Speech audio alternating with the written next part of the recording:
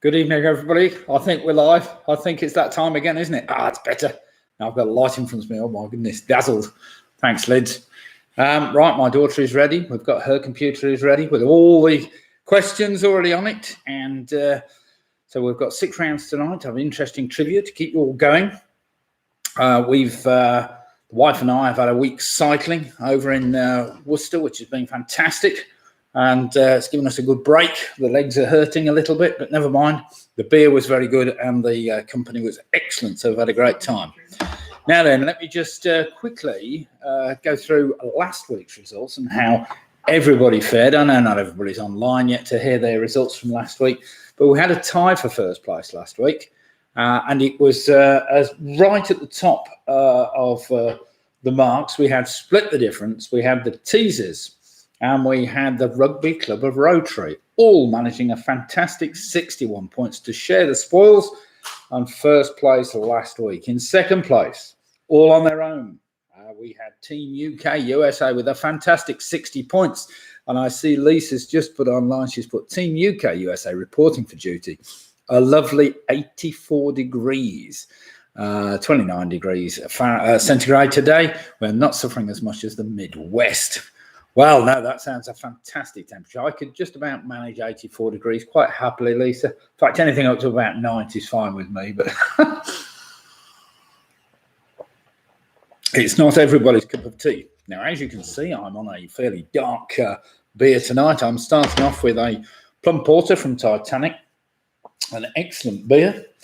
Let me just go back to those scores. So in first place, as I've mentioned, we had split the difference, the teasers and the Rugby Club of Rotary, all of which managed 61 points. Then we had Team UK USA, who were fantastic, all on their own, 60 points. Well played them. And then we had another tie on 59 points. We had Carol Green, and we also had Mick and Bev Roberts. So well played them. I thought 59 points was an excellent result for them. Ian, with his bottle of Shiraz, managed a very respectable 58 points after a sterling last round. PRS on 57 points last week, with Home Alone 6 only just behind on 56 points. On 54 points last week, we had the Giffords, that's Graham and Jane, along with Charlie, Michelle and James on 54 points. Famous 5 Pick and Mix, both managed 53 points, with the Yorkies and Squeaky Bomb on 52 points. Then we had the Weak Links, Jed and Tracy on 51 points, and so on and so forth. Sarah, Russ, James and Joe and David and Anderson shared the spoils on 49 points, although I think Sarah, Russ, James and Joe were claiming 49 and a half. I'm not quite sure where that came from, but it's probably a half anyway. Penny Graham and the Lonely Hearts Club, they managed 47 points, with Ian Miller on 46. And unfortunately, Mike, all on his own, right at the bottom of the pile with 41 points. But never mind, Mike, it was a tough quiz. When you're on your own, it's never easy doing a quiz. Right, let's see who else has just joined us. So Mick Roberts, that's Mick and Bev online. Great to see you both. And as I've just mentioned, you did very well last week. We had Home Alone 6. They've just joined us. They're saying good evening. Hi, Nick and Lydia. And Martin's just joined us. He's saying good evening from Yelvertoft, Dunchurch and Llanelli. So good evening, Martin. Don't let me guess where you're calling from. I expect you're online from Llanelli, are you? Or somebody else over there? Andrew's also just joined us. He's saying evening from Yelvertoft. So sunny Yelvertoft. Well, it's not so sunny. It's been a bit of a grey, miserable, cold, rubbish day for the solar game, which is unfortunately not very good, but never mind. Kevin Kiernan's just joined us and he's saying evening all from the Rugby Rotary Club, or the Rotary Club of Rugby. So good evening to all my friends in Rotary. I hope you're all keeping well and raring to do another quiz. Let's see whether you can keep your winning ways. Last week, joint winners with 61 points. So let's see whether you can do that again. Andy Smith's also just joined us. He said, good evening, brother-in-law. Good evening, Andy. I hope you enjoyed your dinner, even if it did take forever, but never mind. We'll try and sort that out in the next day or two. Clive and Janet and the teasers have just joined us. Hi, Nick, Lydia and everyone. So good evening to all the teasers. I hope you're all bearing up and everything's okay up north. Now, the teasers, again, they were in joint first place last week on 61 points. You don't get much better than that, so congratulations to them. And let's see whether you too can repeat that this week. Penny Graham's also just joined us from sunny Holland-on-Sea in Essex. So good evening to you, Penny. I hope you're keeping well and raring to go again with yet another quiz. No, Martin's saying, no, it's me back in the land of my fathers. Where is Nurse Gladys when you need her? Oh, dear. Michelle's just joined us. She's saying, good evening, everybody. Charlie and Michelle tonight. James is deserting us for football at the pub. I actually didn't check to see what match was on tonight, but never mind. Which football match is on tonight? I expect it's one of the big teams. I don't know. But so what's the chances, eh? We draw West Germany. That doesn't bode well as far as I'm concerned. So let's not get our hopes up too high. I think we've lost more times to West Germany than any other team, just about. But never mind. We'll say, it's Belgium versus Portugal, says Robin. Oh, it should be an interesting game. It will be. Ian's just joined us. He's saying, evening, Nick and Lydia and all. Did you know that BB King's first name is actually Riley? No, I didn't. Well, there we have. Didn't he die a couple of years ago? Sorry, Robin. Yes, corrected. West Germany. Yes, let's just get that right. I can't remember the last time the East Germans took place in a competition. About 1970, was it? Something like that. Can't remember. Someone's going to crack me on that one, I'm sure. Now then, as I've been through that, let's go through the rounds tonight, tell you what we're actually doing. Now, I haven't actually written them down, so just bear with me a second. Get the quiz up on the screen, and I'll tell you what we're doing tonight. Clive and Janet saying with the teasers, we've lost 2 members to football as well. Oh, dear. It's desperate, isn't it? That is one reason why I haven't started the Sunday night quiz at the Victoria Inn, because the Vic is very much a football pub, one of our football pubs, and that, unfortunately, would distract somewhat from the quiz, I'm sure, because people want to leave it on in the background, and then you get the bar full of people that rather too much beer, would be interrupting the quiz, which is not really what we want. So we are starting our quiz back at the Victoria Inn on a Sunday night. I've had people asking me when it's going to start. It will be starting on the 1st of August, all things considered.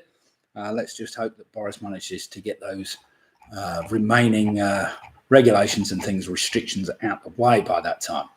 Now then, round number 1 is entitled Sunday, June the 27th. Sunday, June the 27th. Round number 2 is entitled Art and Literature. We'll like a good bit of art and literature, I'm sure. Round number 3 is a connections round. 9 general knowledge questions plus a final question asking for a connection between the previous 9 answers. Round number 4 tonight is what's called an initial letter link. I think we all know how they work. 10 questions on general knowledge, again, where the answer to the final question can be spelt out by rearranging the first letters of the first words in the first 9 answers. If we can understand that, and that's a bit of a mouthful, but never mind. Round number 5 tonight is entitled Geography. Very straightforward geography round for all those that like a bit of geography. And then finally, of course, as is always the case, round number 6 is just some general trivia, things that possibly you don't like, the odd anagram thrown in, a few bits of maths and, some kind of general trivia that most people should know or not, as the case may be. I always try and catch you out with at least one question in that, but I don't think there's any catch questions in there tonight, so you'll be pleased to know. Now then, we've got 40 people online raring to do the quiz, with more joining as we speak. And we've just had various people sign in. So we've got Robin's just saying, no, that was West Germany. So PRS has just joined us. So good evening to PRS. Hope you guys keeping well, or all keeping well. Clive and Janet and the teasers, they've lost 2 members to football. David and Anderson, good evening from Anne.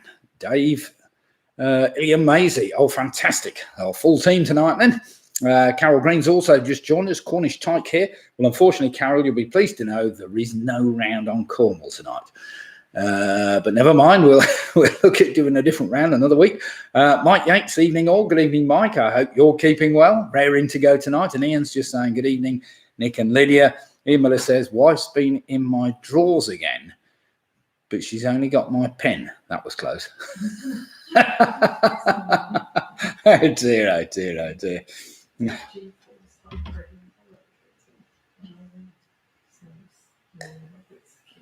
Robin's just put, I've got the football on the TV with the sound off Radio 5's live football commentary on.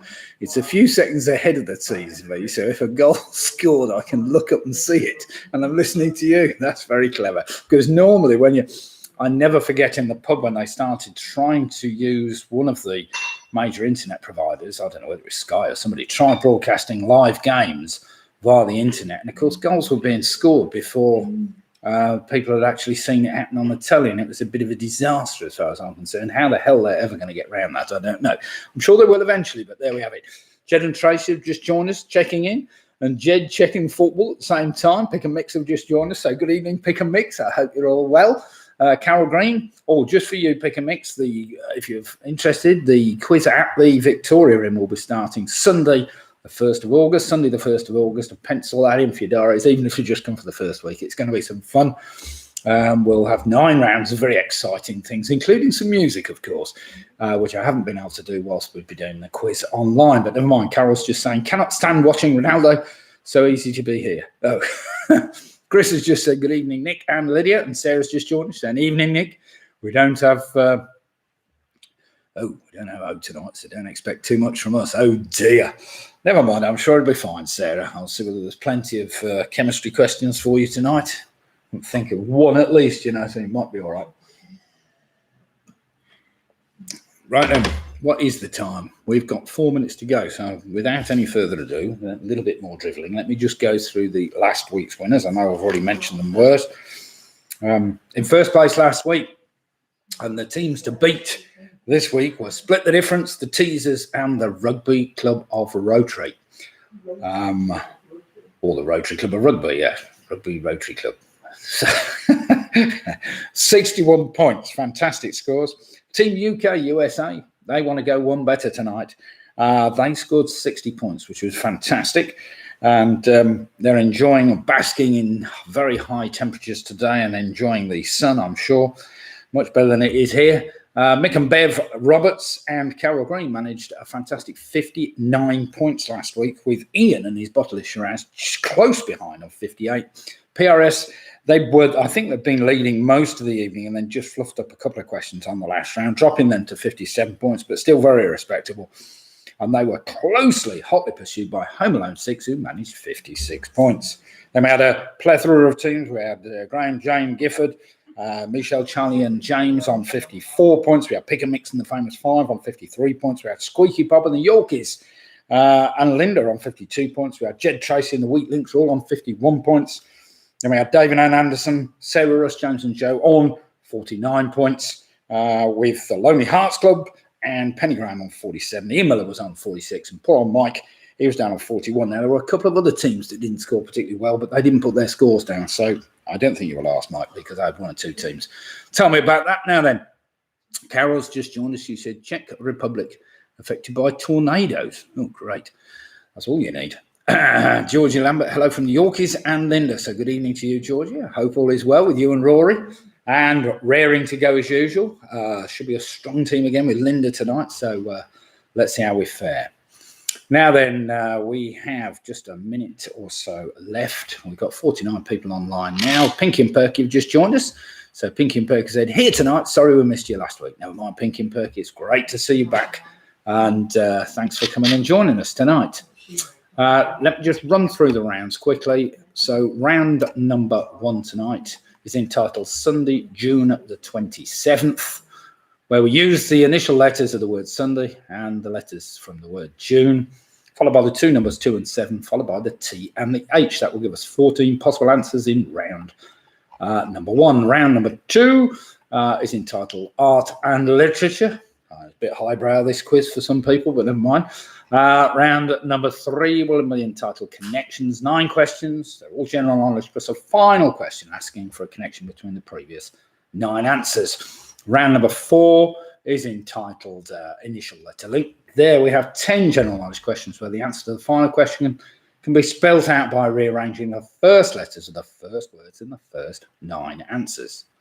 Round number 5 is a straightforward geography round.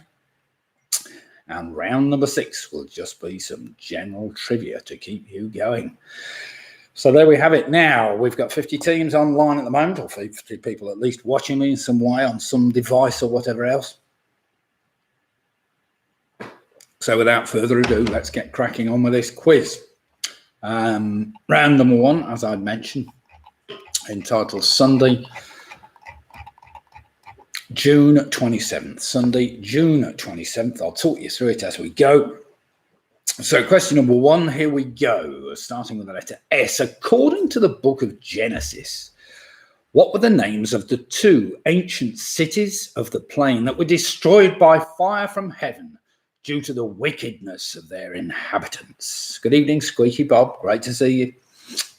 So according to the book of Genesis, what were the names of the 2 ancient cities of the plain that were destroyed by fire from heaven due to the wickedness of their inhabitants? Now, you'd be surprised to know one of those cities starts with the letter S. The other one doesn't, so don't worry about that, but I do need both for the answer.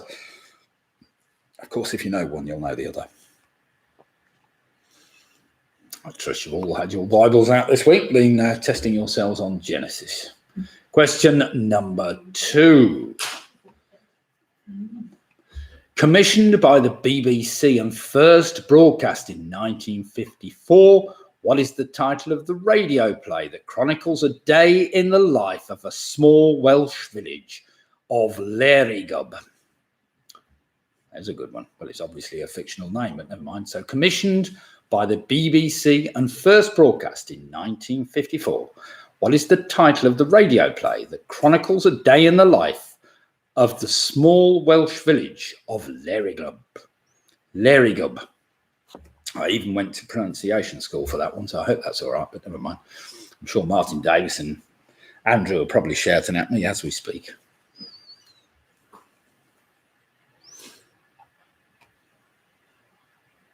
Yes, that's exactly why it was a pun. Yes, if you read the name of that backwards, it spells out another couple of words.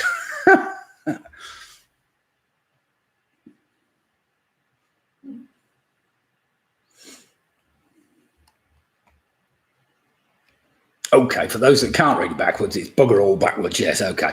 Right, question number 3. What was the nationality of the polar explorer Roald Amundsen, who disappeared in June 1928 whilst flying on a rescue mission in the Arctic?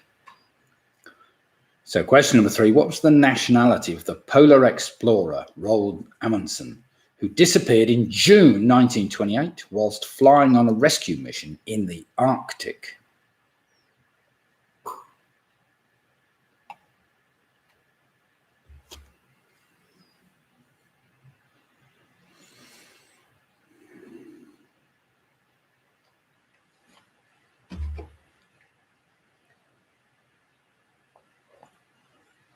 Question number 4, for all those of you who have got your one eye on the football. Which former England and Manchester United football, he did play for a lot of other teams, has co-hosted the renovation and auction television series Homes Under the Hammer since 2015? It's a 2-word answer. They both start with the same letter, letter D.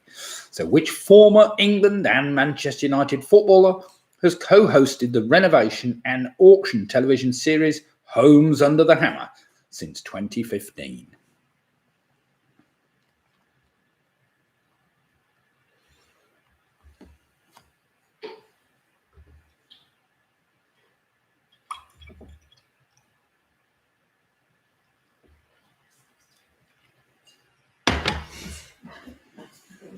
Question number 5, starting with the letter A, a 2-word answer. Which US aviator in the June of 1928 became the first woman to fly non-stop across the Atlantic Ocean? What are you giggling at? The wife's giggling. Question number 5. Which US aviator in the June of 1928 became the first woman to fly non-stop across the Atlantic Ocean? Robin's put the Israeli version. He's called Homes Under the Hamas. Oh dear. Oh, very good.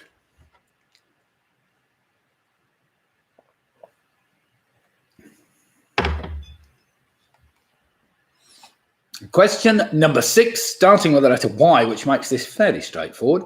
Alison Moyet, who was born in Billericay in Essex in 1961, originally founded fame as one half of which pop duo? So question 6 again. Alison Moyet, who was born Billericay, Essex in 1961, originally found fame as one half of which pop duo? Do you remember that starts with the letter Y? So you shouldn't have to think too many. If you know any groups beginning with the letter Y, that will help.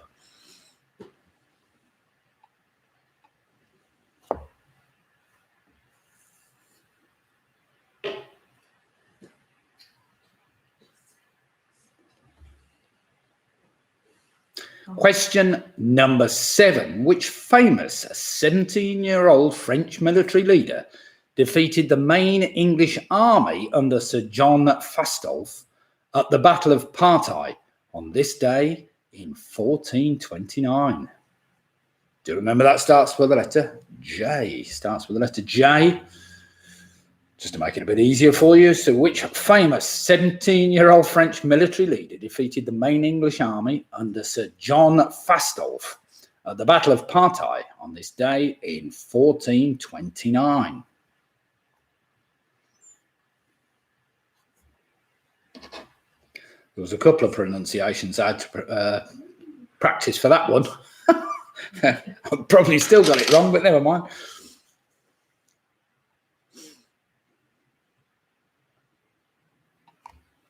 Question number 8 is a 2-word answer starting with the letter U.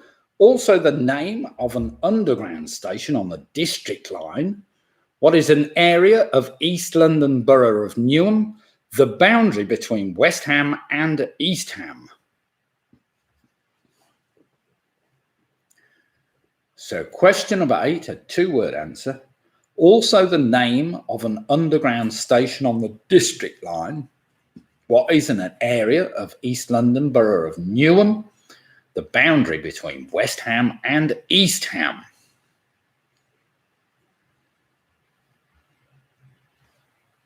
It helps knowing that starts with the letter U, otherwise you wouldn't have much chance maybe.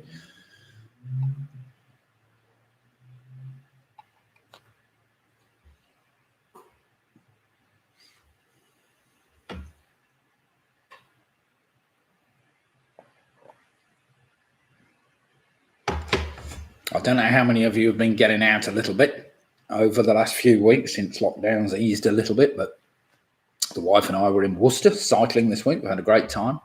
And this next weekend, we're off to Salisbury for a couple of days. I've never been, well, can't remember going to Salisbury, so we'll have to see. Question number 9. Which US city that stands on the Mississippi River is home to the Saints NFL American football team? Do you remember that starts with the letter N? So which US city that stands on the Mississippi River is home to the Saints NFL American football team?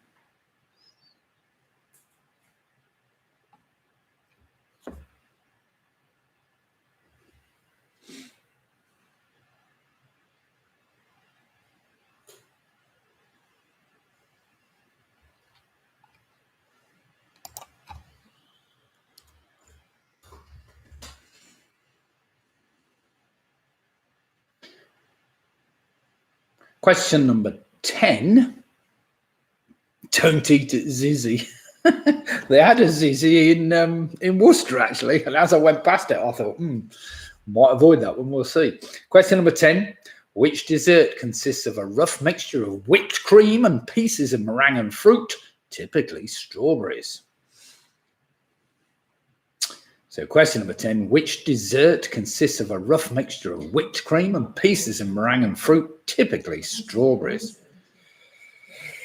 Oh, Michelle's just saying, we had a fantastic trip to Huddersfield. Great craft ale pubs. Yes, we did. We had a great trip to Huddersfield a couple of years ago. Did you go to the, what was the big one that was a bit like an engine shed? Fantastic in Huddersfield. Craft beer place. I can't remember what it's called. Oh, just remind me of the name of it's a fairly big place, Michelle. Anyway, they serve that, they brew their own beer and it's like a big shed. Right, question number 11 starts with the number 2. A standard sheet of A4 paper is 210 millimeters wide, but in millimeters, how long is it? I think it's one of those who either know or not. Was it? Milestone, no. No.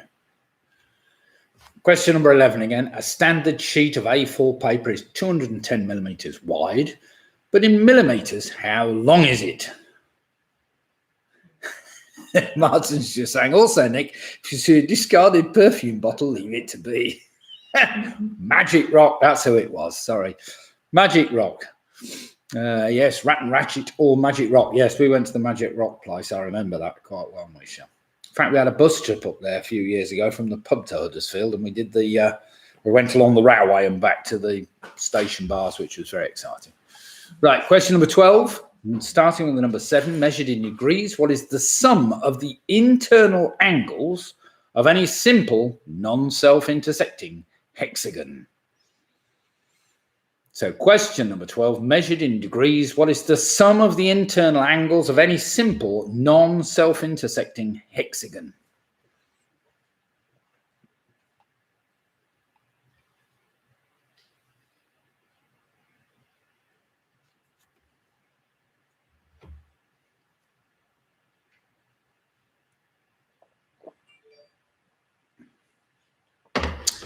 Question number 13, starting with the letter T. Which silvery white chemical element derives its 2-letter symbol from its Latin name stannum? So question 13 again, starting with the letter T, which makes it a bit easier. Which silvery white chemical element derives its 2-letter symbol from its Latin name stannum?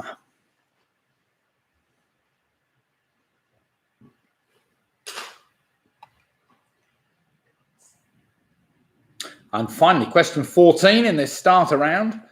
Earlier this month, the BBC announced that after 23 years, which television medical drama series would end in the March of 2022?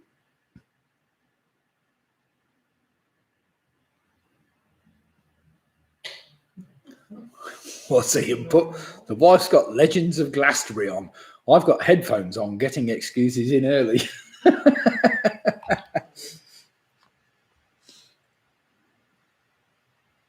So question 14 again. Earlier this month, the BBC announced that after 23 years, which television medical drama series would end in the March of 2022? Starts with the letter H. I'm sure you can all work that one out. Even you, Sif. I know you don't watch any television, but you'll get it. Got half hour. 23 years, 53 years. Oh dear. In fact, let's go back further, 63 years now. Okay then, everybody, have we all fared with that dead easy first round? Or were any of you arguing with each other? Have you all managed to get 14 correct answers? That's what you're going to ask yourselves. Look at them all carefully.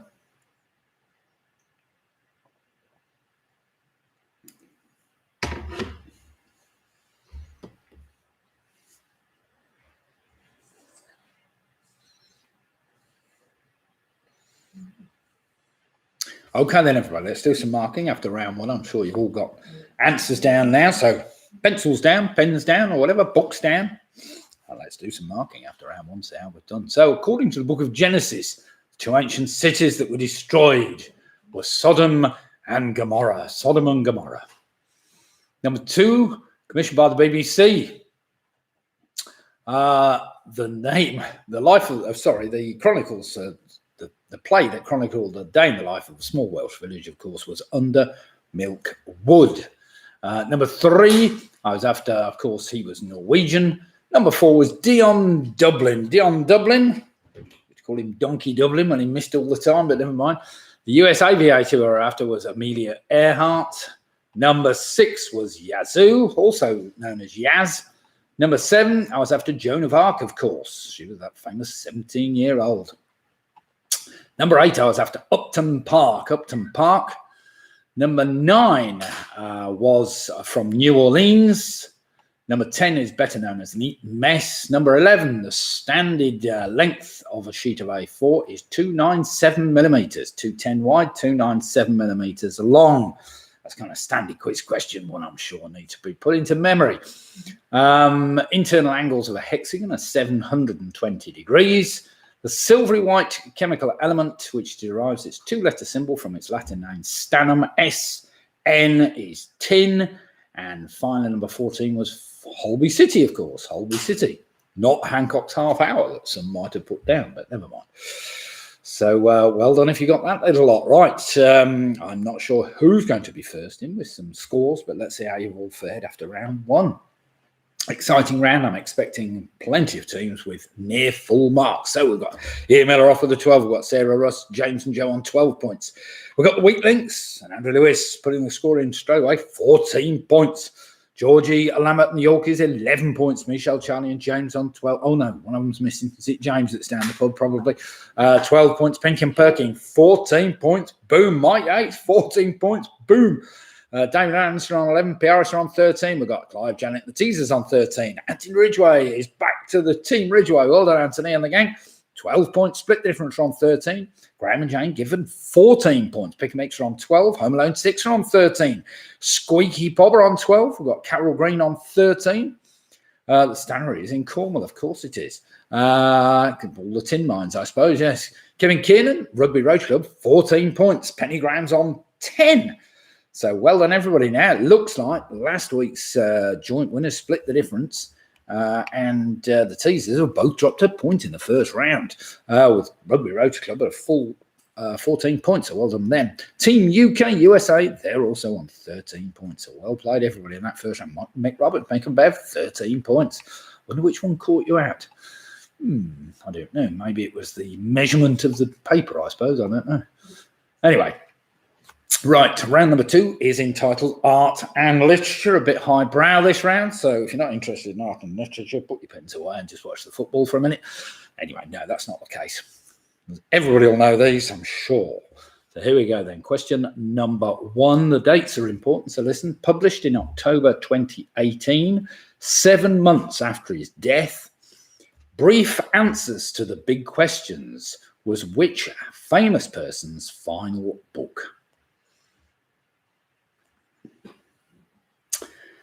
So question 1 again, published in the October of 2018, 7 months after his death. Brief answers to the big questions was which famous person's final book? I think I've got 2 of his books.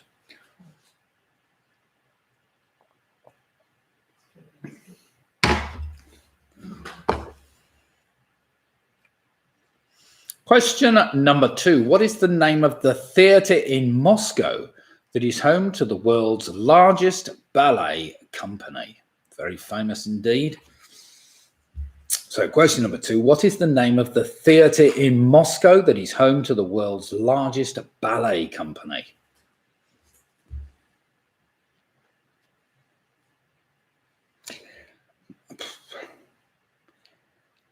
Yeah, they're not an easy read, I have to say, Robin. Some things you have to read over and over again. It's a bit like I've also got a copy of Newton's Principia, which is even more complicated to read. But never mind. Don't have to know all the answers to read them, do you, I suppose? Question number 3. This is a good question. Which work of art famously appears in the opening titles of the television show Desperate Housewives?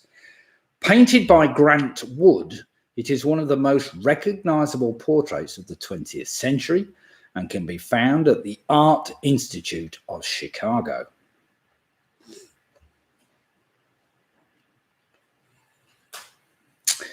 So question number 3, which work of art famously appears in the opening titles of the television show Desperate Housewives? Painted by Grant Wood, it is one of the most recognizable portraits of the 20th century and can be found at the Art Institute of Chicago. That's always coming up on the chase, that one, so you need to know that one.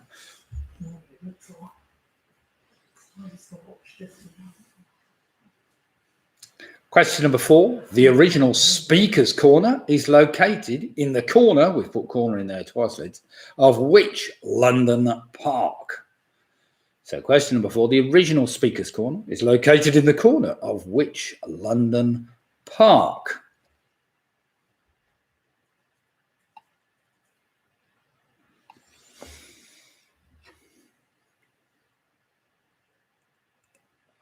Well, the plum porter's going down very nicely. I've had some very, very good and exotic beers over the last week, some of which have been rather so hazy that you can't see any light through them from one side to the other. Anyway, enough of that. Question number 5. The Creation of Adam is a painting by Michelangelo that can be found in which famous building? So question number 5, The Creation of Adam is a painting by Michelangelo that can be found in which famous building?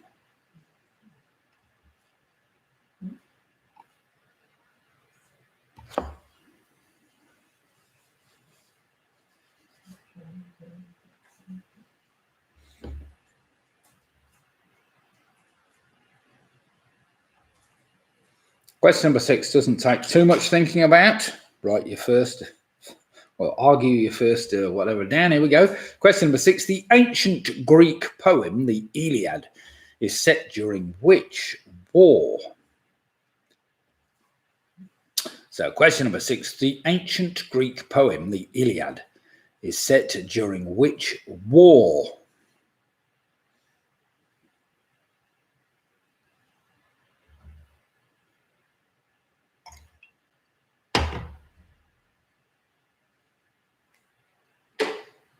There are plenty of very obscure Greek wars, but this isn't one of them.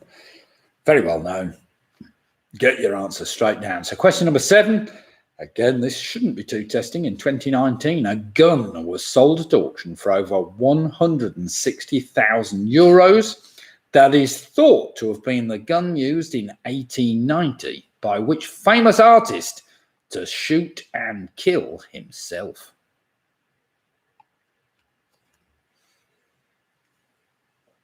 So question number 7, in 2019, a gun was sold at auction for over 160,000 euros. That is thought to have been the gun used in 1890 by which famous artist to shoot and kill himself?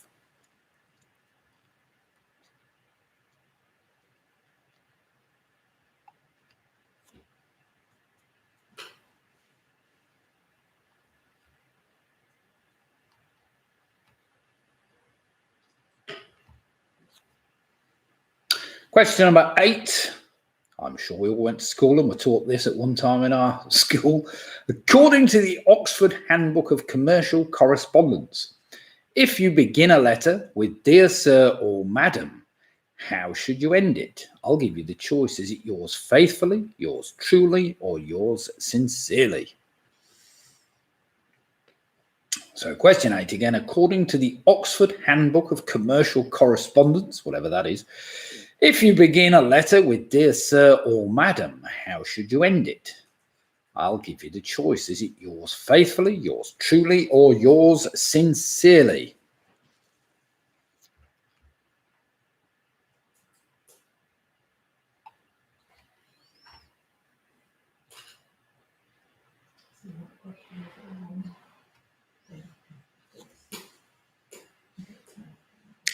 Question number 9. Flat 203 at 56B Whitehaven Mansions is the home and work address of which literary detective? So question number 9 again. Flat 203 at 56B Whitehaven Mansions is the home and work address of which literary detective?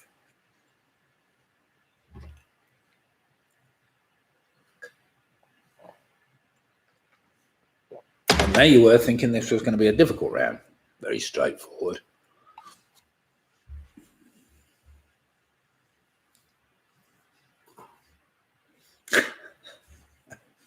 Question number 10. Bit daft this one. In which Roald Dahl novel does the title character become an orphan when his parents are eaten by a rhinoceros that escaped from the zoo? That is one I definitely haven't read, but I need to. So in which Roald Dahl novel does the title character become an orphan when his parents are eaten by a rhinoceros that escaped from the zoo?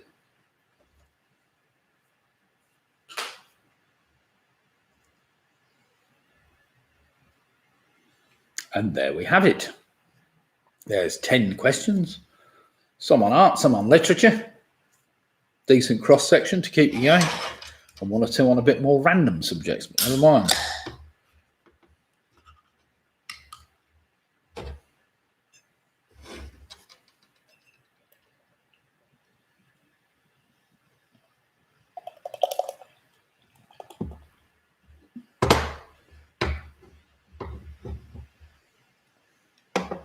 Okay then, everybody, pens or pencils down. Let's do some marking after that interesting art and literature round. See how you all fared.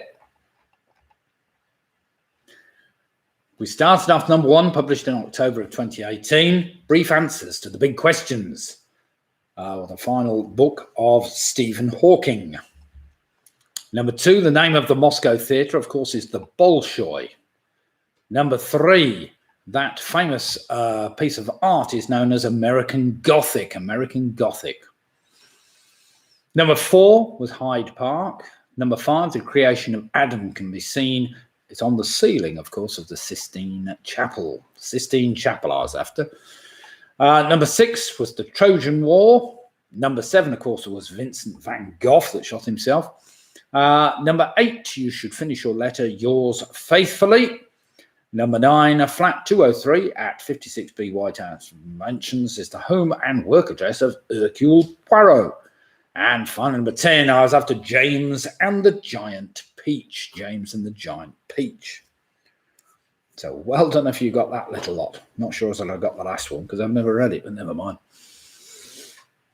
I didn't think rhinoceros ate people anyway, but rhinos don't eat people, do they? Nah, perhaps they do.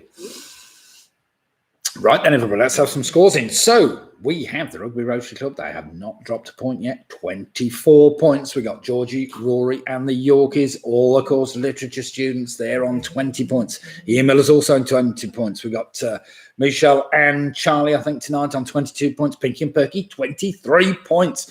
Graham and Jane on 23 points. Three Ways have moved on to 20 points. Home Alone 6, 23 points. Sarah Ross, James and Joe on 20 points. Carol Green's on 23 points. We've got the Wheat Links on 23 points. The Teasers are on 23 points.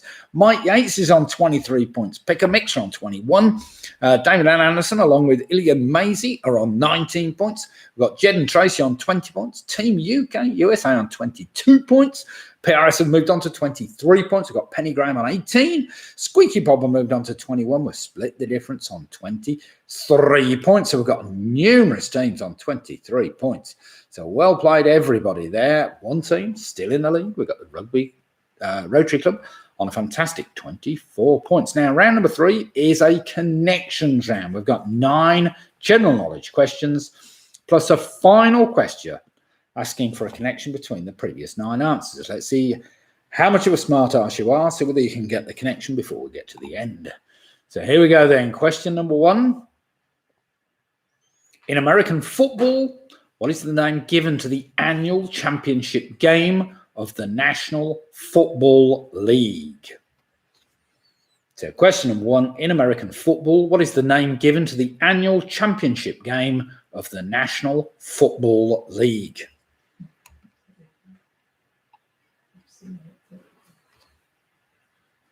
Well, I'm not sure that should read leagues, but never mind.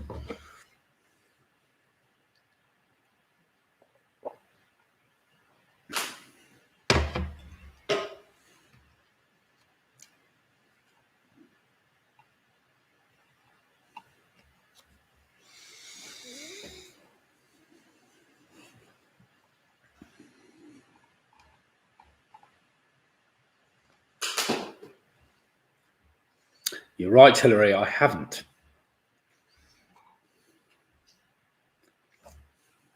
We brought them up on Thomas the Tank Engine. Did he? Oh, Luke read them all. Luke read them all, yeah. Of course, they were old enough to read them themselves then, you see. Question number 2. Born in Surrey in 1932 and with a number of hit singles in the USA as well as the United Kingdom, which British singer was often referred to as the First Lady of the British invasion? Still alive today. She's getting on a bit. I was looking at some pictures today, a little bit different than when she was very popular, I suppose. So born in Surrey in 1932, and with a number of hit singles in the USA as well as the United Kingdom, which British singer was often referred to as the First Lady of the British Invasion.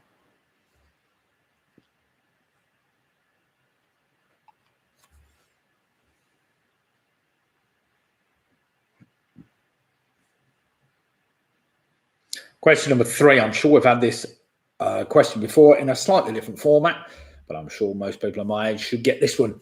With his name once featuring in the name of the show, who was the original main presenter of the children's TV show that is now called Newsround?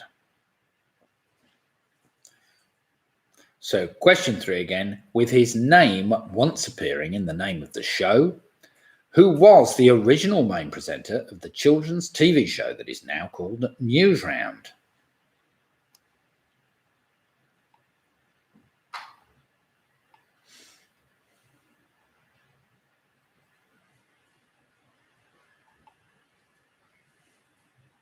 Now look at all your answers, see whether you can get a connection at all between them. It can be anything that's a bit obscure, but you might be able to work it out, especially after I've given you number 4. Question number 4, what is a 1996 platform video game developed by Naughty Dog and published by Sony Computer Entertainment for the PlayStation? It gets its name from a group of small to medium-sized terrestrial marsupial omnivores.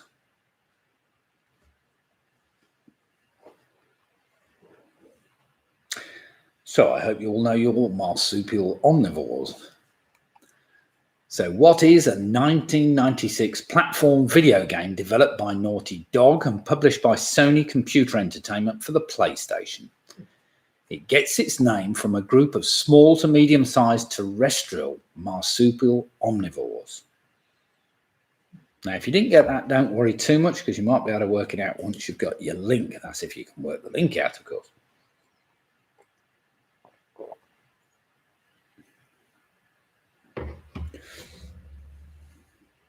Question number 5 might give it away, we'll see. Nicknamed the Big Fijian, what is the first name of the Fijian professional golfer who has won 34 events on the PGA Tour, including 3 major championships? So question 5 again, nicknamed the Big Fijian, what is the first name of the Fijian professional golfer who has won 34 events on the PGA Tour, including 3 major championships?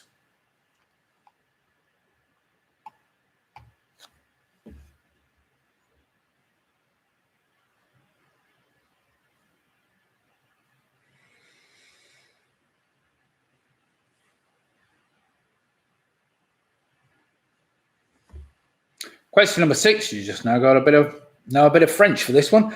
In English law, what one-word term from the French for small means of little or lesser importance?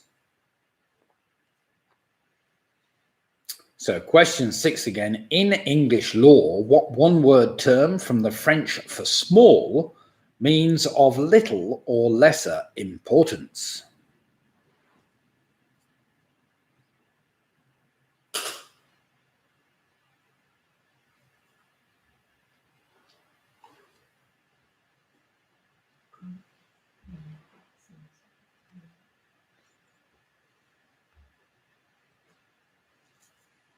Question number 7, good biblical question, this one. What word goes after thou shalt not to give the 8th of the 10 commandments in the Bible? So question number 7, what word goes after thou shalt not to give the 8th of the 10 commandments in the Bible?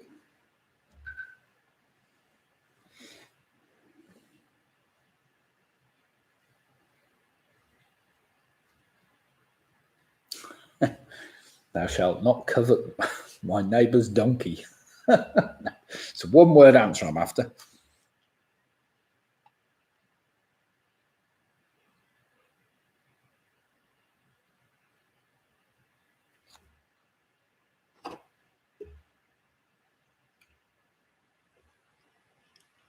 Question number 8, and again, a one-word answer. What one word goes before Isles to give the alternative name for the Outer Hebrides situated on the extreme northwest of Scotland?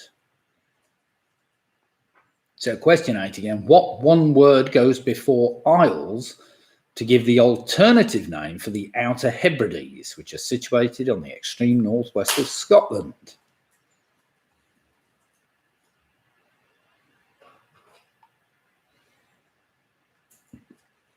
And if you haven't got the connection already, number 9 may help a lot. Listen carefully to this one. Question number 9. What was the name of the ship that Charles Darwin spent almost 5 years on as part of a survey expedition that provided the basis for his theory of evolution by natural selection? So question 9 again. What was the name of the ship that Charles Darwin spent almost 5 years on as part of a survey expedition that provided the basis for his theory of evolution by natural selection? I spent 6 months on a ship once, well, nearly 7 months, but that seemed an awful long time. 5 years is a hell of a time to be on one of them things. I wonder whether he ever thought he was getting back. And finally, question number 10, of course, what is the connection between the previous 9 answers? So what is the connection between the previous 9 answers? See whether you can work that out.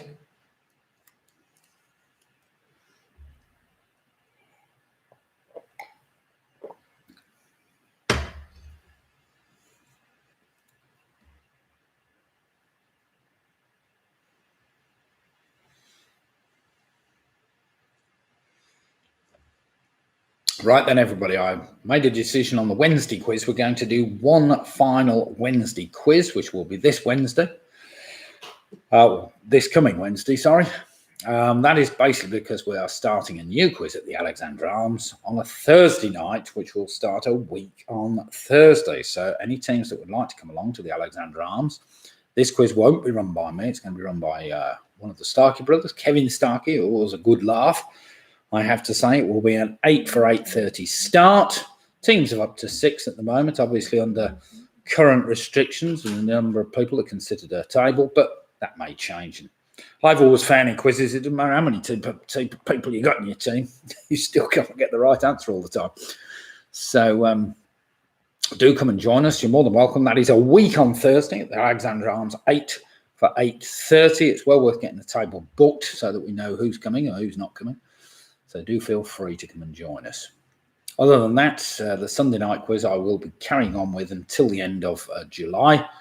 Then I will be doing the quiz at the Victoria Inn, which will start on the 1st of August when all the football's finished and everything else is out of the way. And by which time, of course, all restrictions hopefully should have been lifted. But the way things are going at the moment, it's a bit up and down, just like the Assyrian Empire. Right, here we go then. Let's go through those questions. Does anybody need more time to work that connection out? Do feel free quickly to put it in the chat column. If you need a little bit more time, I will give you 30 more seconds.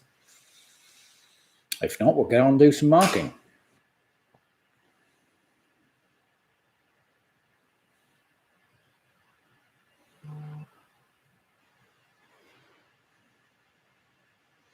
Oh, yes, Diane said, yay, we were wondering if you would be doing the Thursday quiz at the Alex.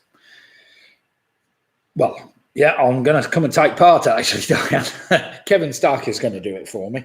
He's pretty good. It's a bit of 6 rounds of general knowledge. Again, starts about the same time. It'll be 8 for 8:30 start. We'll be finished by about 10, so it should be a good night.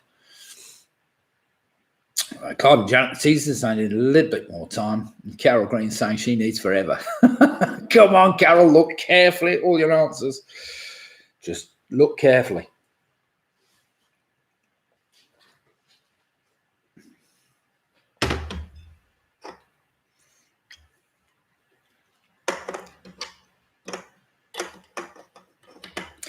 Yes, we're doing play your cards right too, Ian. I've always liked play your cards right. It won't help, says Penny. Never mind, never mind. It's taking part. That's what was said, Penny.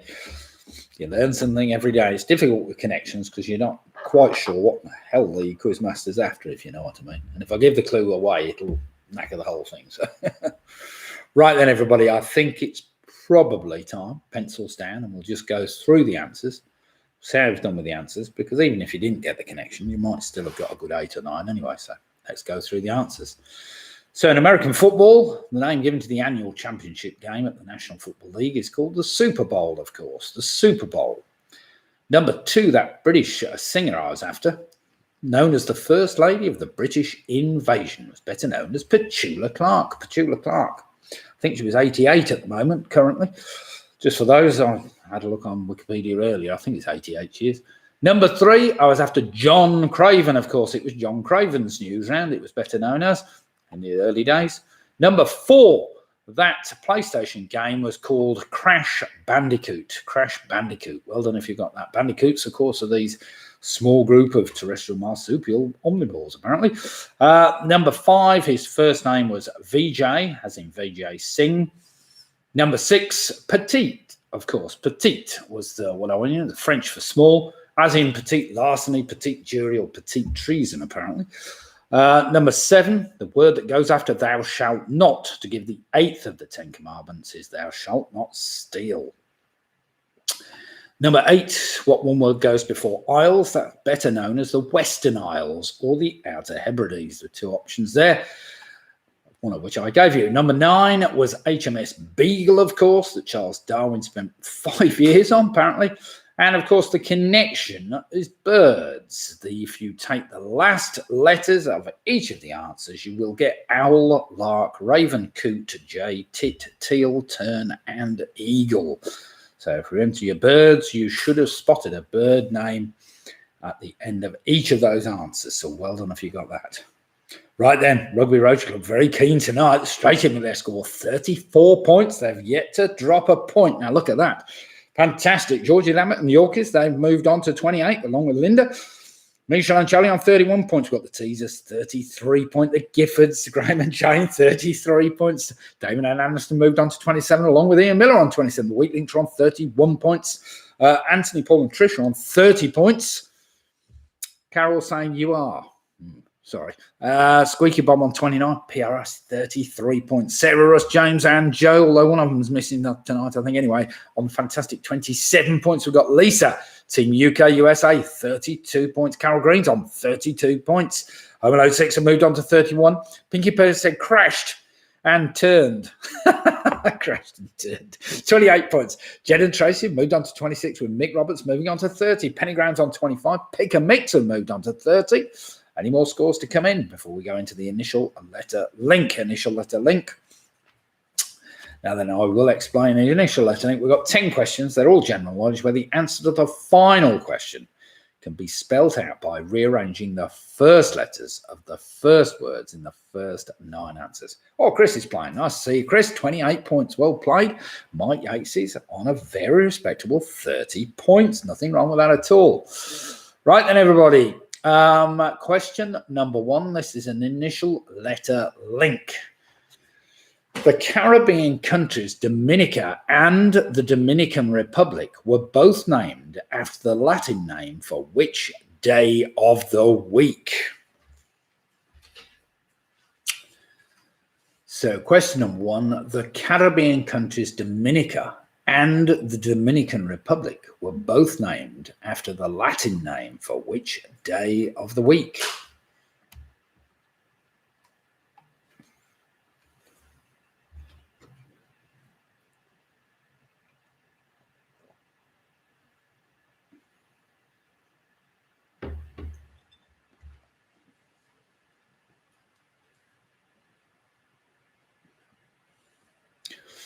Question number 2, I was tempted to sing this, but it's probably best I don't.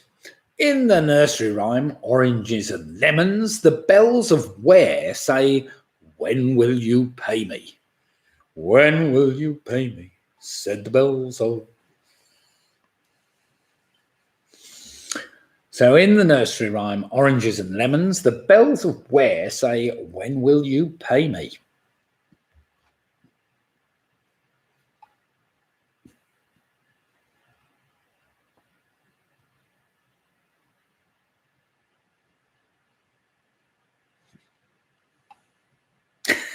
How does it go, Nick, says Martin. Well, it carries on in a similar theme, Martin, all the way through. And he keeps asking which bells are playing.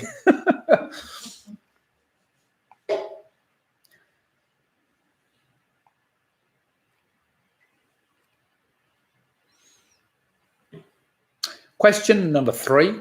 Before stepping down in 2011 due to widespread protests against his government, Hosni Mubarak was president of which country for almost 30 years?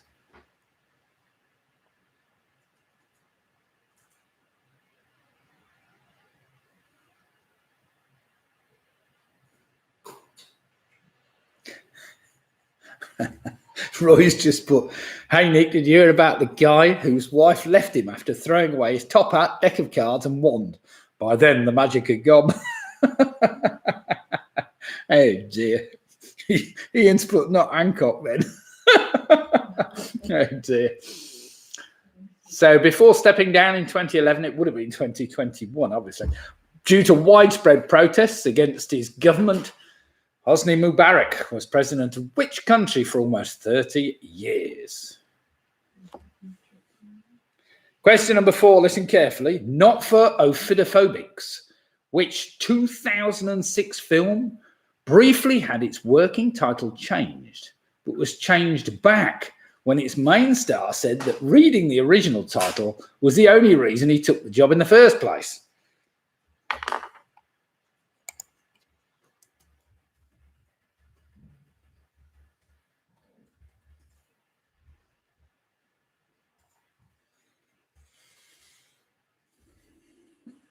So question number 4 again, not for ophidophobics. Which 2006 film briefly had its working title changed, but was changed back after its main star said that reading the original title was the only reason he took the job in the first place? Now, of course, I might have made the word ophidophobics up, but I don't think so. I think it's probably a good word.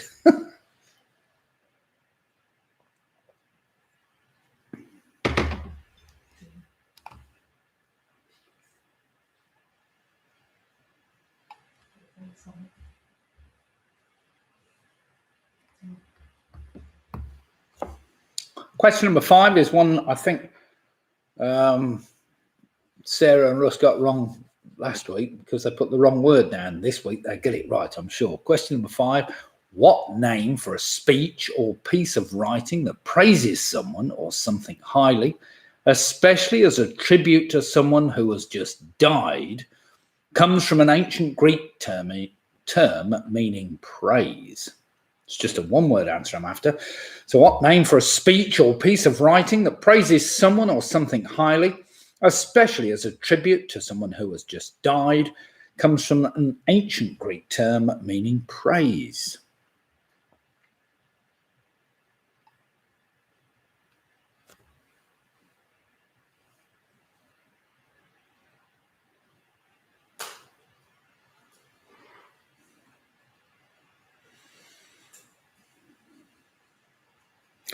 Question number 6.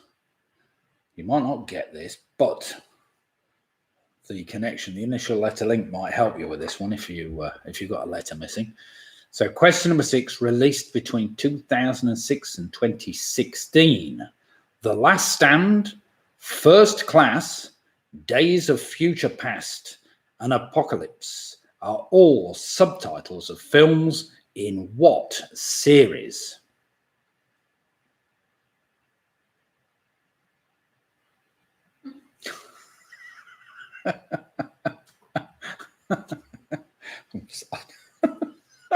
Robin's just put, a man has been found drowned in a vat of mushed chickpeas.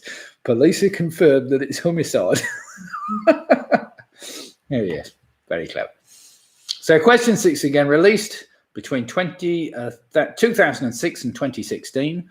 The Last Stand, First Class, Days of Future Past, and Apocalypse are all subtitles of films in what series? Now, if you don't know that, wait until you've got your connection. That may help. Question number 7. This is just for the Giffords, of course. In 2019, a new record was set for the warmest day ever recorded in the United Kingdom when a temperature of 38.7 degrees Celsius was recorded in Cambridge on the 25th day of what month? Here's a good question for you. So in 2019, a new record was set for the warmest day ever recorded in the United Kingdom when a temperature of 38.7 degrees Celsius was recorded in Cambridge on the 25th day of what month? Yeah, that is a bit warm, I have to say.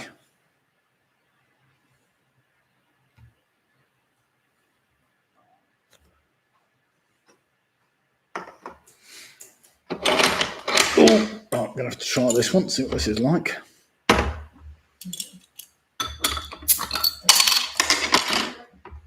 Right, we're testing a beer that I got for Father's Day off one of my boys, Titanic Iceberg. I haven't had it for a little while. Always very nice in cask, so we'll see what it's like in the bottle. Always just to have a slight haze on it in the pub.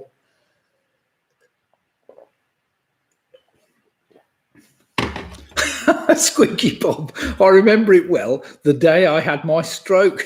Oh dear. Oh dear. No, I know it's no Latin matter, but oh dear. Well, you won't forget that in a hurry, will you? Dear God. Never mind. At least you know what month it's in anyway, Squeaky Bob. Right, here we go then. Question number 8. Which island in the Pacific Ocean is famous for its stone statues of human figures that are known as moai?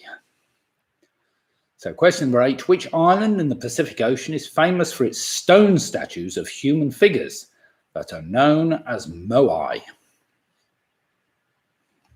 I did check that pronunciation as well.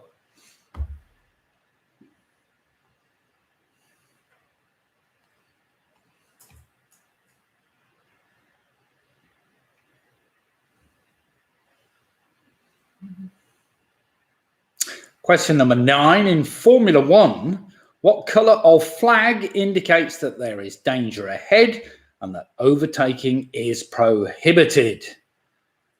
Although often nowadays they tend to use flashing lights as well of the same colour. So in Formula 1, what colour of flag or indicating light indicates that there's a danger ahead and that overtaking is prohibited?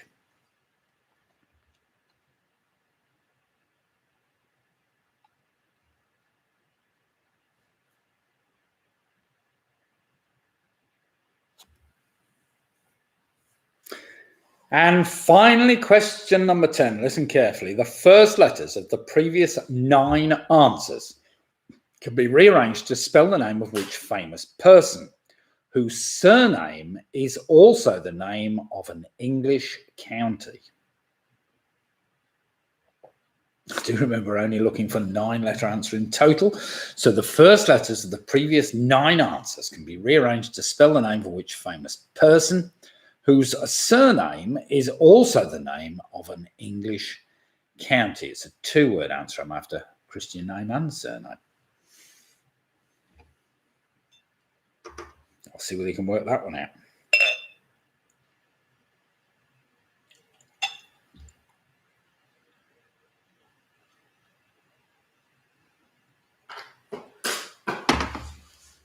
He's one of those that's been on most of the celebrity things, you know, just to might help you a bit.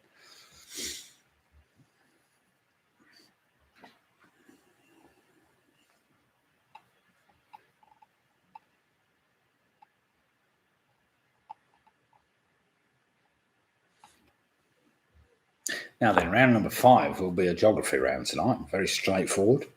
10 questions on geography, something to do with it. So let's see how you fare with that in a minute. In the meantime, I'll let you work out your connection. Carol said, thank the Lord for that. There were too many E's.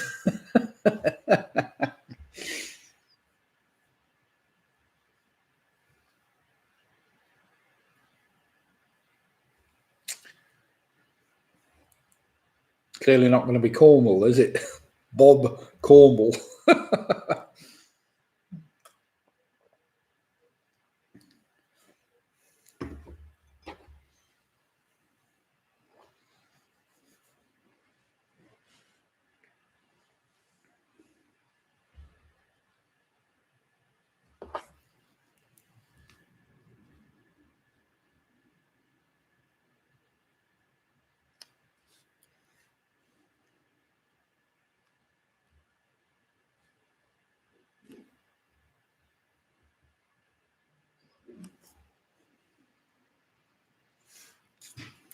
Well, you can summon up quite a few names if you try hard, I suppose. You can always have Clark Kent, but it's clearly not Clark Kent.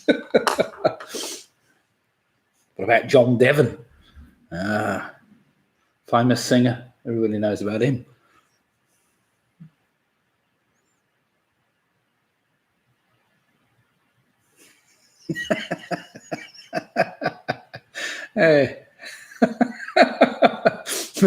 A classified Ministry of Defence documents found at a bus stop in Kent.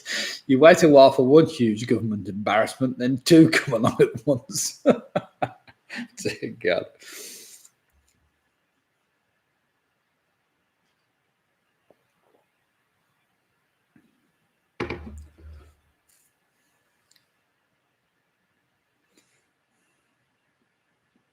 Okay then, everybody, do we need any more time? Have you managed to work them all out? Do quickly put in the chat column if you need a little bit more time, whilst I enjoy my hoppy, citrusy iceberg from Titanic Brewery. And very nice it is still.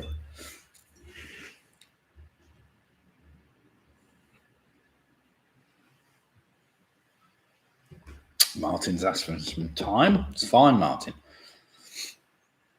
See whether he can work it out backwards, as is Kevin.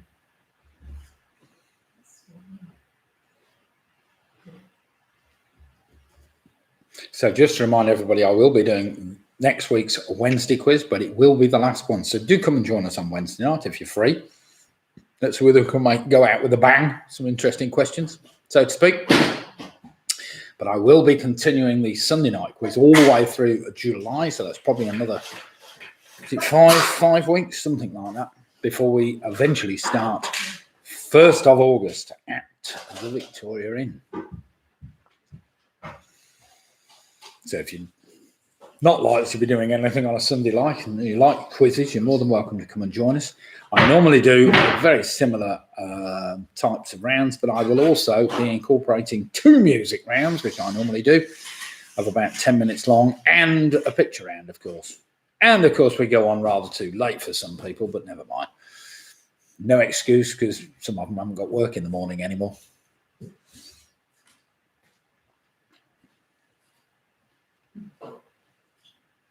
Although I was thinking of starting the Sunday night quiz a little bit early, maybe 15 minutes earlier, so we'll see.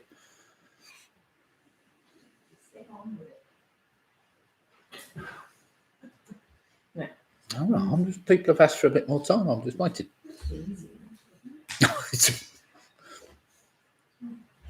Right then, okay, everybody, down with those pens. I've been told by the wife it's too easy that round. Yeah, quite.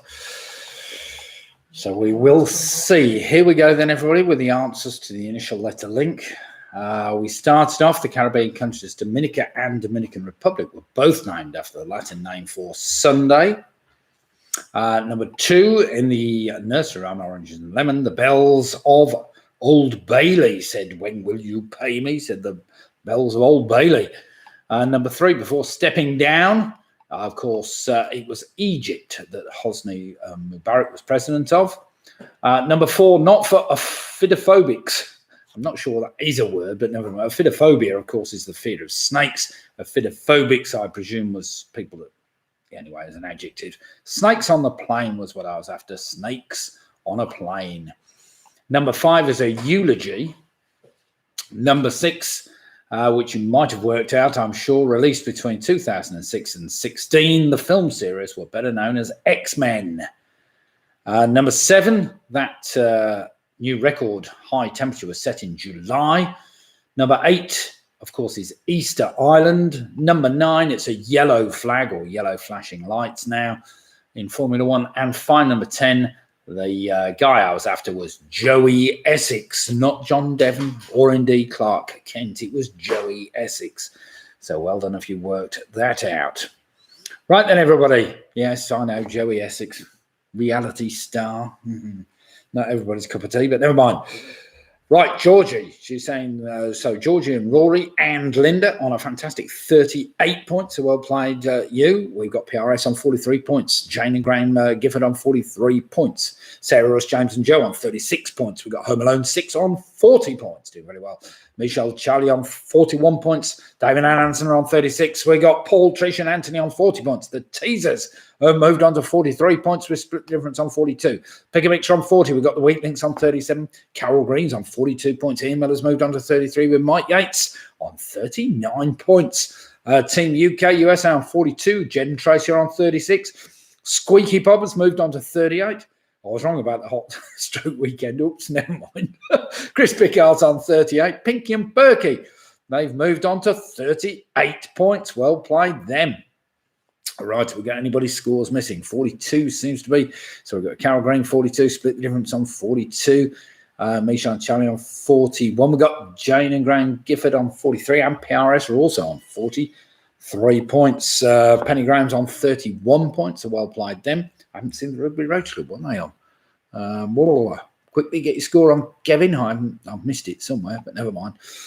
Anyway, it'll be there or thereabouts. So round number 5 is a geography round. 10 general knowledge questions on something to do with geography. Loosely based on geography. Let's see how we fare. Right then, question number 1. It's a place I want to go to, but I've not been there as yet. What is the name of the twin skyscrapers in Kuala Lumpur that were the tallest buildings in the world from 1998 to 2004? So question number 1 again. What is the name of the twin skyscrapers in Kuala Lumpur that were the tallest buildings in the world from 1998 to 2004?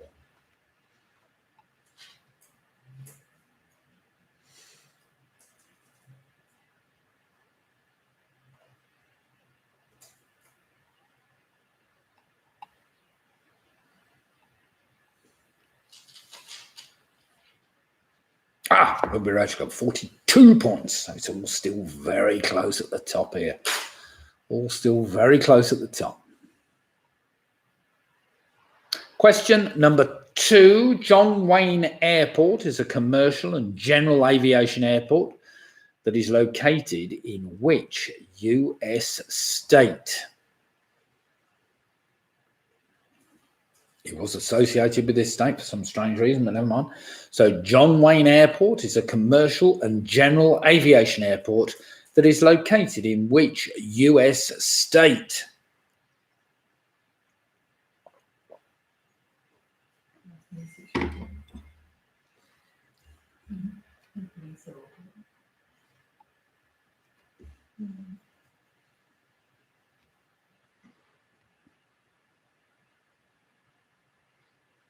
Question number 3.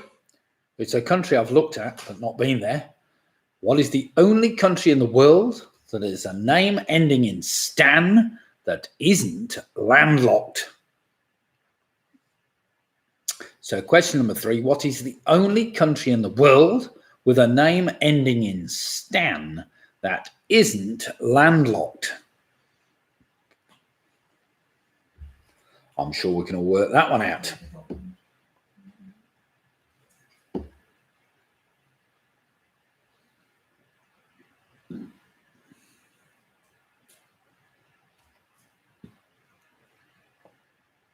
Question number 4 is a little bit wordy, but bear with me. What is the name of the non-profitable international medical organisation that gives emergency aid to people affected by wars, famine, natural disasters, which was created by doctors and journalists in France in 1971?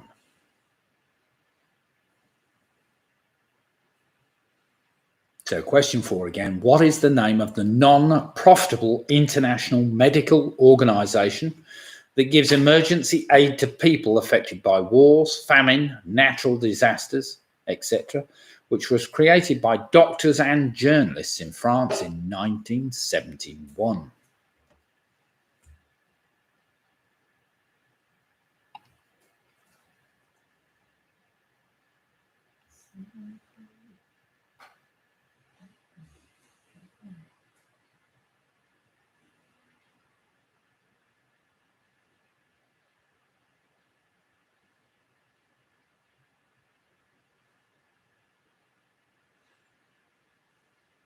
Question number 5. Which cathedral goes with St. Martin's Church and the ruins of St. Augustine's Abbey to form a UNESCO World Heritage Site located in the United Kingdom? Sure, most of you will have been there, I'm sure. So which cathedral goes with St. Martin's Church and the ruins of St. Augustine's Abbey to form a UNESCO World Heritage Site located in the United Kingdom?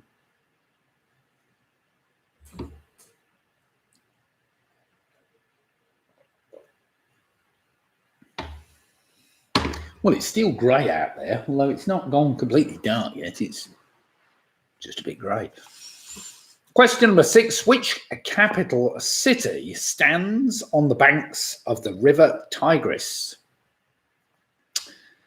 So question 6 again. Which capital city stands on the banks of the river Tigris?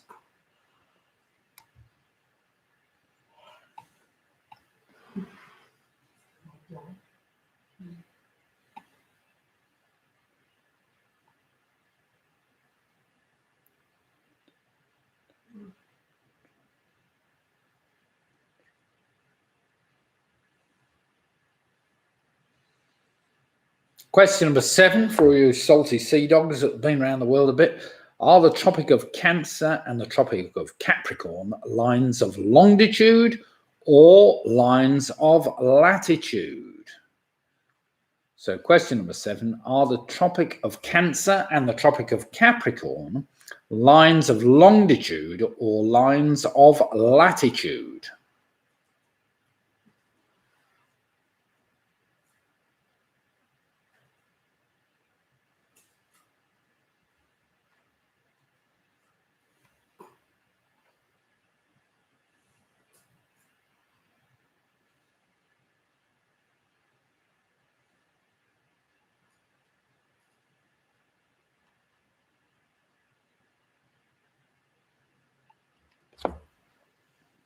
Question number 8 is one that's a bit tricky, but never mind. In 2015, what became the first city in the United Kingdom to win the European Green Capital Award?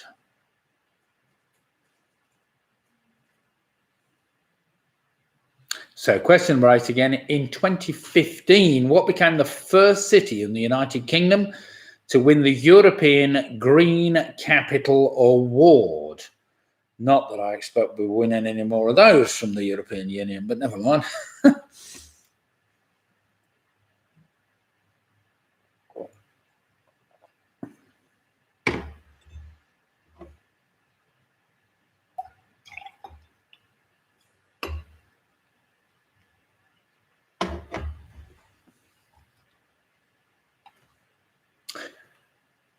Question number 9.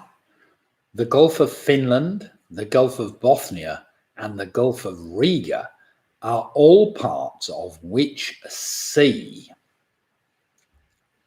So question number 9 again. The Gulf of Finland, the Gulf of Bothnia, and the Gulf of Riga are all parts of which sea?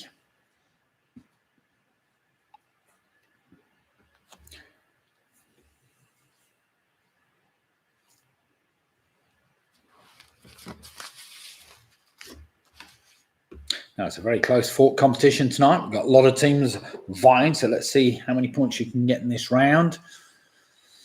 And finally, question number 10. At which university would you find the Hunterian Museum and Art Gallery, the oldest museum in Scotland?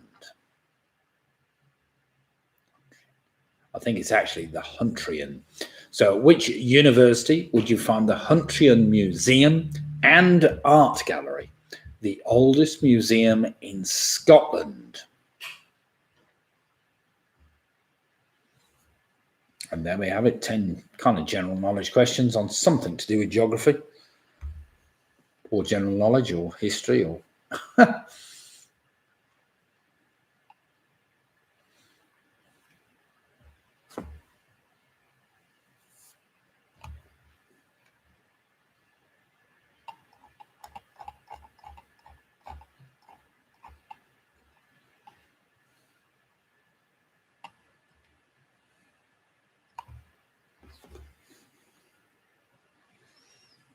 Right, there we have it. Do we need any more time, or are we happy with those? You got an answer down for everything? I must say a big thank you for all our friends in Worcester who were kind enough to look after the wife and I this week. They gave us free range to their house, which I found amazing, but there we have it.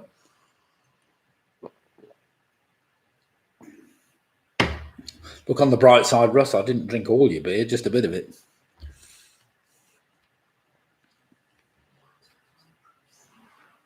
Oh, and I hope Bruce is all right and looking after himself well, because we had gone down cat sitting, of course, so he behaved himself very well.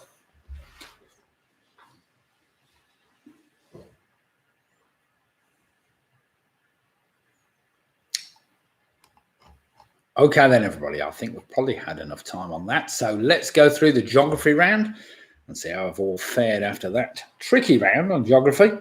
Don't think I would have got all those, but never mind. Here we go then.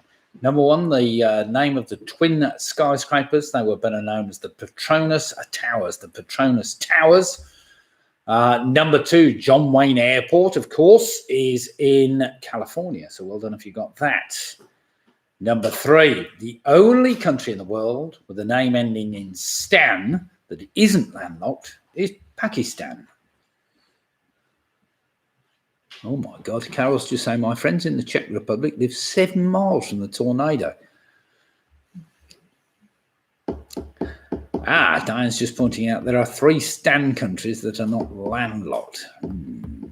I did have to say, I thought Kazakhstan was the only landlocked one. Well, no, that's double landlocked, isn't it? I'll have to check that, Diane, and triple check before I go any further.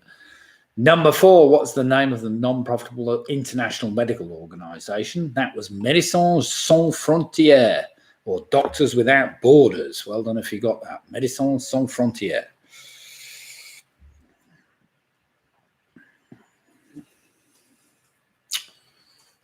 Yes, Kazakhstan and Turkmenistan are on the Sea of Azov.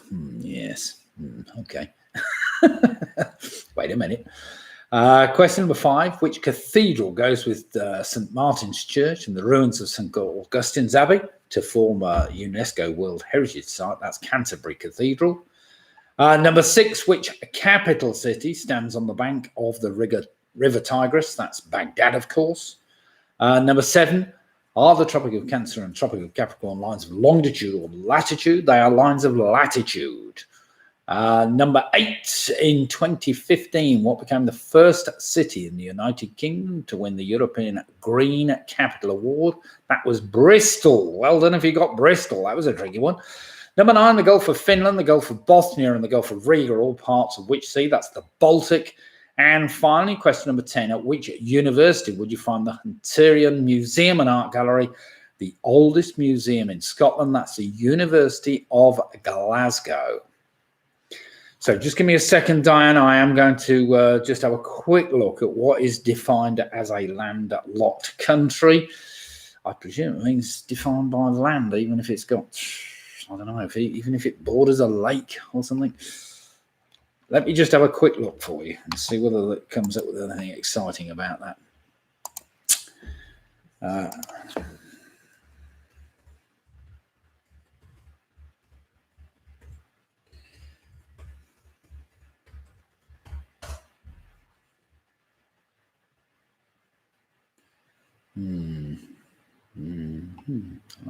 It does not have to connect to an ocean.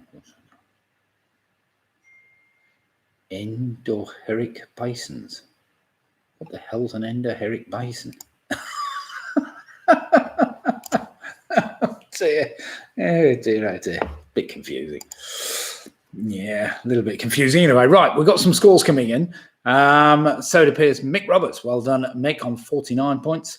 Squeaky Bob on 43 points. We've got Graham and Jane Gifford on 50 points. We've got Sarah, 53 points. The Weak Links on 42. Email is on 37. We've got Georgie and Rory and Linda on 43 points. Jed and Tracy on 43 points. Michelle and Charlie on 48 points. Pick and Mix are on 48 points. PRS are on 52 points. David and Anders are on 49. We've got Rugby Roach Club on 49. Chris Pickard's moved on to 52. Split Difference on 51. Team UK USA on 50. We've got Carol Green on 52. Clive and Janet the Teasers on 52. Picking and Perky giving a bit of a mouth down. Never mind, on 45 points. We got... 44 points. The Ridgeways, Anthony, Paul and Trish on 45 points. My is doing really well tonight on 46 points. 46 points. Now, it does appear that although I do need to look at this carefully, it says landlocked countries that do not have a territory connected to an ocean. Now, I do understand a lot of the Central Asian countries are connected to seas and whatever, but do they classify as, I don't know. Yes. It's a bit of a tricky one, that, but never mind. So I do think I'm going to have to just allow Pakistan, which is what I got in the first place. But if you feel you need a point and you're right, do text me and give yourselves a point. I'm more than happy with that, so it's not a problem.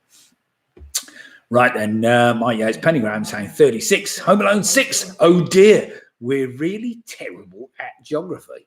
Oh, I didn't realise that, Carol. I thought you travelled extensively across the United Kingdom, around the world. Never mind. Still, very respectable score, 45 points. So, as we go into the last round, we have numerous teams. We've got Clive and Janet on 52. We've got Carol Green on 52. We've got Team UK, USA on 50. Split the Difference, 51. The Rotary Club of Rugby on 49. We've got PRS on 52. Pick a Mixer on 48. 48 for Michelle Charlie. So we've got some good scores there. We've got the Giffords on 52 points. Mega Roberts on 49. So everybody can win this still. One round to go. Let me get back to my quiz because I've still got landlocked countries of the world up there, but never mind. General trivia. Question number one is an anagram that you've got to work out, which is a bit of a bugger because it's a 4-word. Oh, sorry, I shouldn't have said that. It's a 4-word answer. No, it's not. Yes, it is. And you've got to work out two of his middle names. So here we go. Chin doth move than jackdaw is your anagram today. So Chin, C-H-I-N, doth, D-O-T-H, move, M-O-V-E, than, T-H-A-N, jackdaw, J-A-C-K-D-A-W. It's your anagram today, and the clue is kissing inside the Department of Health on the 6th of May didn't do him any good, but it should reveal his full 4-word name. So I'll allow you to try and work those out. So a chin doth move than jackdaw is your anagram today, which Lydia will put down for you. And the clue is kissing inside the Department of Health on the 6th of May didn't do him any good, but it should reveal his full 4-word name.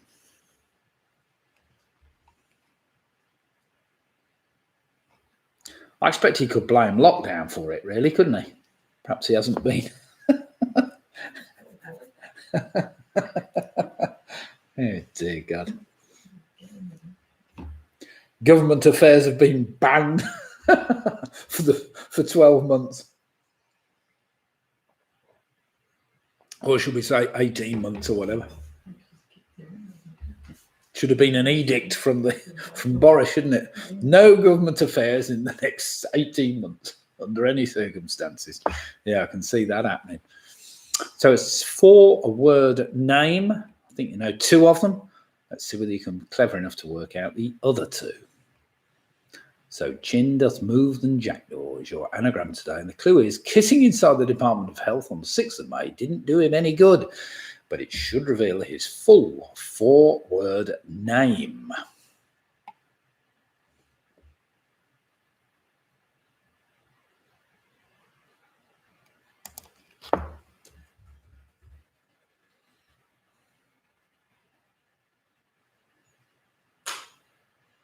Question number 2.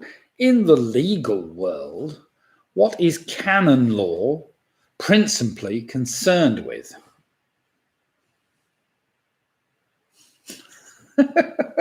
Robin's put Boris vote for good affairs for obvious reasons.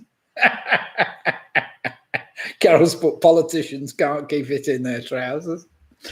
Oh dear God. It always takes two to tango though, doesn't it, Carol? But they do seem to be a right mob. Never mind. There's been some good ones over the time, hasn't there, Edwina? So question 2 again, in the legal world, with what is canon law principally concerned with?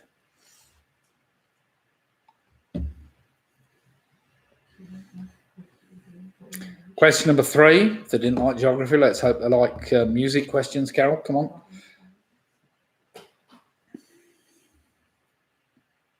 That would be an ecumenical question. Mixed, but obviously likes working hands-on. Yeah, I'm sure he does. Question number 3, what type of musical instrument is a hurdy-gurdy? Now, I'm going to give you the choice. Is it a wind instrument, a stringed instrument, or a percussion instrument? So question number 3, what type of musical instrument is a hurdy-gurdy? I'll give you the choice. Is it a wind instrument, a stringed instrument, or a percussion instrument?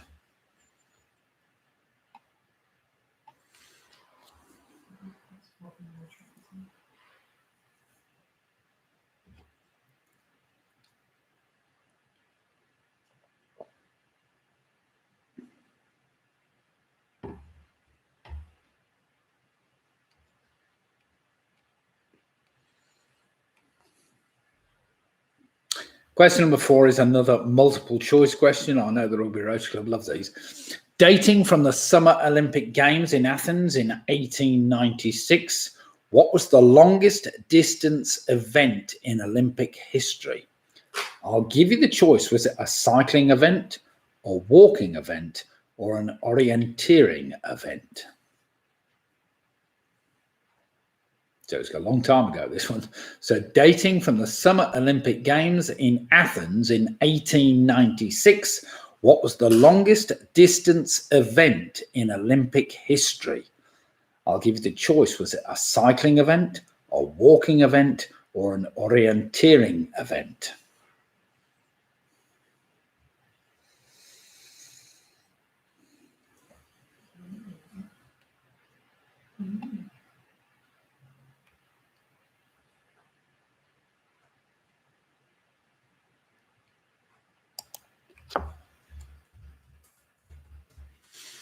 Question number 5. Scamper is the name of the friendly golden English Cocker Spaniel in which series of children's books which dated from the late 1940s?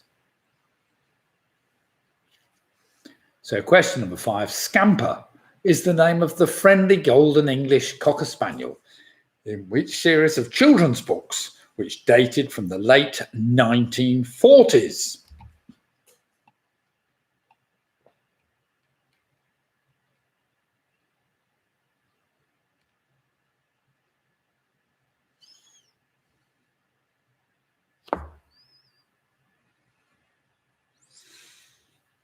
Question number 6 is for all you philatelists. Apart from England, Northern Ireland, Scotland and Wales, name the 3 small islands in the United Kingdom that are allowed to issue their own postage stamps. I'll give you half a point for 2. I'll give you a full point if you can get all 3. So question number 6 again. Apart from England, Northern Ireland, Scotland and Wales, name the 3 small islands in the United Kingdom that are allowed to issue their own postage stamps. What's Ian going to have to stamp this out? Oh.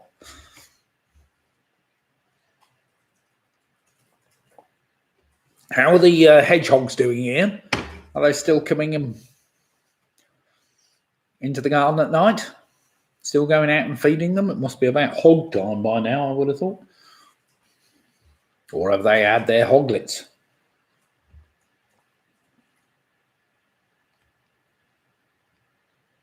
Yay. Question number 7 is a bit of a a maths question. You might like to try and work this one out. You might like to write it down, actually. Well, no, Lydia's going to write it down. 201.168 millimeters is the metric equivalent of what old imperial unit of length?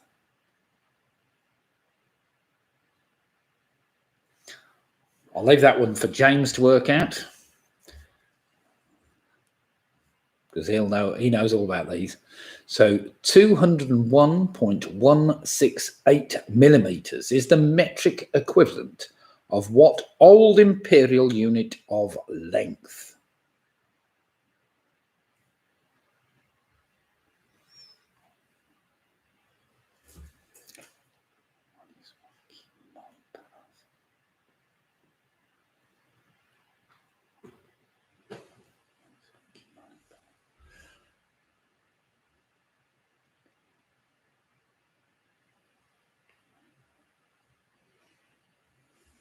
Question number 8, I've left this to last to see whether I can mispronounce it completely, but never mind.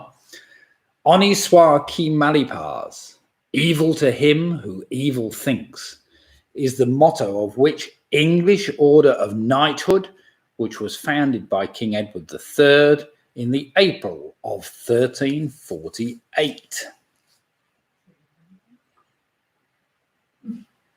Make love.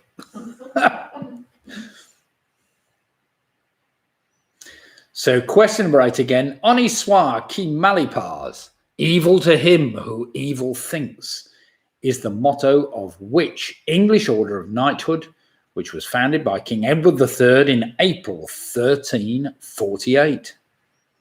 I've been practicing that.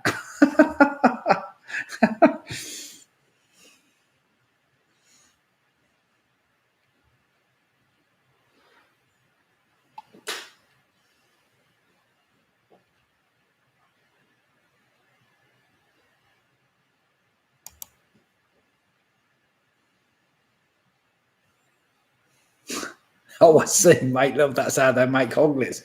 Well, yes, fair enough. Must be a bit of an ordeal with the hedgehog, mustn't it?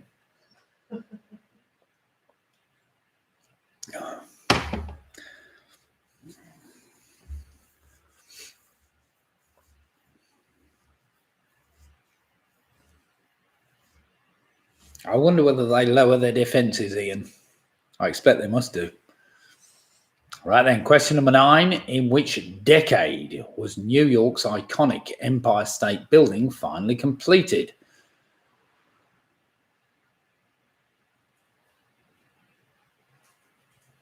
Might be a bit of a catch question. Be careful with that one. So in which decade was New York's iconic Empire State Building finally completed? I mean, some people might say it's never finally completed, so just get rid of the finally if you want to.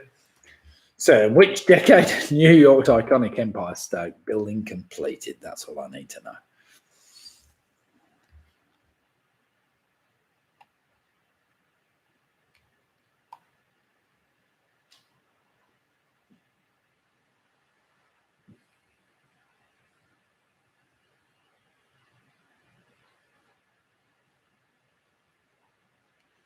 And finally, question number 10, lovely piece of music. Cavatina is a classical guitar piece by British composer Stanley Myers that was written for the 1970 film The Walking Stick. However, it is much better known as the theme from which American epic war drama film some 8 years later?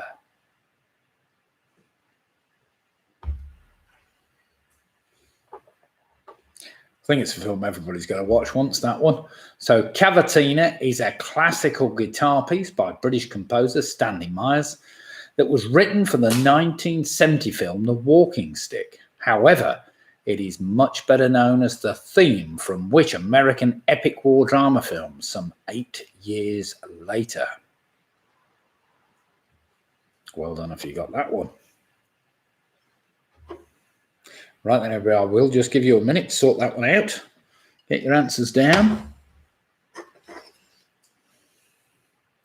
It's just gone 9:45, so we're not finished too late tonight.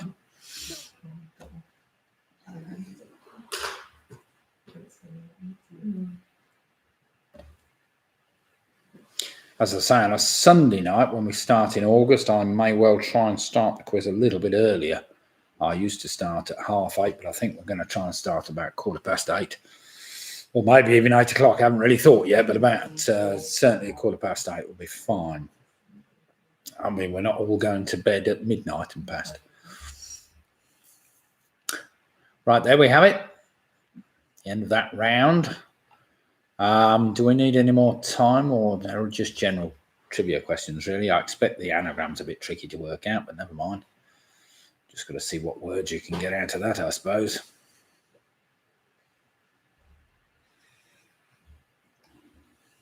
Okay, let's do some marking. Put you out your miseries and see how we've all fared tonight, because it's been a very close fought competition. Right then, chin cloth doth move than jackdaw is an anagram. If you worked it out, of course, it's Matthew, John, David, Hancock. Number 2, I was after, of course, in the legal word, what is the canon law principally concerned with? That is basically religious doctrine and discipline. So something to do with religious affairs. Yeah, that's what I thought, Michelle. So we might see whether we can bring it forward a bit on a Sunday if you fancy coming and joining us. Question number 3, what type of musical instrument is a hurdy-gurdy? I gave you the choice. Was it a wind instrument, a stringed instrument, or a percussion instrument? It's a stringed instrument. It's actually got a rotating rosined wheel onto strings, which sounds apparently very much like a violin. I can't think it sounds anything like a violin, but we'll see. Question number 4, dating from the Summer Olympic Games in Athens in 1892. What was the longest distance event in Olympic history? That was actually a 12-hour cycling race, Britain took the silver medal in that first race. There were only 2 finishers, surprisingly.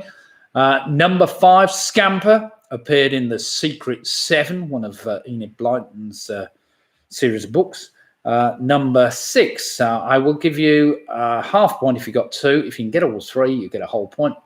Apart from Northern Ireland, Scotland, England, Wales, name the 3 small islands of the United Kingdom that are allowed to issue their own postage stamps. That's the Isle of Man, Jersey, and Guernsey. So well done if you got that. Question number 7, 201.168 millimeters is the metric equivalent of what old imperial unit of length? That's a link. And of course, there were 100 links in a chain, and there were 10 chains in a furlong, and there were 8 furlongs in a mile. That's right. So well done if you worked that one out. Honi soit qui mal y pense, evil to him who evil thinks, is the motto of which English order of knighthood? That's the Order of the Garter, or the most noble order of the Garter, if you want it correct. Question number 9. The Empire State Building was completed in the 30s, 1931 actually. Cavatina, that classical guitar piece, of course, was a famous piece in the American epic war drama, The Deer Hunter. So well done if you got that. I'm expecting 1 or 2 teams to have done very well in that round, maybe with some 9s and 10s. So well done if you did, because they weren't all easy. There were some catch questions in that lot. So thanks everybody for taking part tonight. Let's see how we've all fared. Carol's got herself with a 60.5 points. So well played, Carol. That's a fantastic score tonight. Anything in the 60s has done very well. Squeaky Bob on 52 points. Got PRS on 60 points. Mick and Bev on 55 points. We've got Jane and Graham on 58 points. And David and Anderson on 50. We've got Sarah. James got the link. Well done, James. I thought you might get that. 48.5 points. Clive and Janet with the teasers on 51 points. Ian Miller's on 43. Georgie, Rory and Linda on 50.5. The weak links on 48. Got split the difference on 60 points. Anthony, Paul and Trish on 52 points. Penny Graham ends up on 41. We've got Jed and Tracy on 49. Mike Yates, that's a cracking score tonight, Mike. 52.5. Clive, Janet and the teasers with the correction 61 points. Home Alone 6 on 52. We've got Pinky and Perky on 51.